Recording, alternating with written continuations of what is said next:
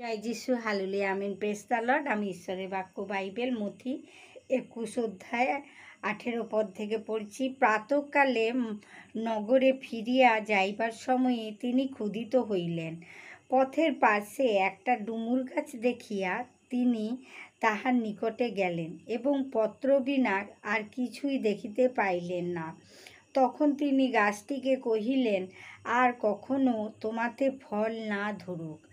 আর হঠাৎ সেই ডুমুর গাছটা শুকাইয়া গেল। তাহা দেখিয়া শিষ্যেরা আশ্চর্য জ্ঞান করিয়া কহিলেন,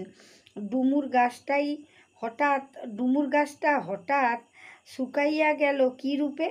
যীশু উত্তর করিয়া তাহাদিগকে কহিলেন, আমি তোমাদিগকে সত্য কহিতেছি, যদি তোমাদের বিশ্বাস থাকে আর সন্দেহ না করো, তবে তোমরা কেবল ডুমুর গাছের প্রতি এইরূপ করিতে পারিবে তাহা নয়, কিন্তু এই পর্বতকেও যদি বলো উপড়িয়া যাও আর সমুদ্রে গিয়া পড়ো, তাহাই হইবে।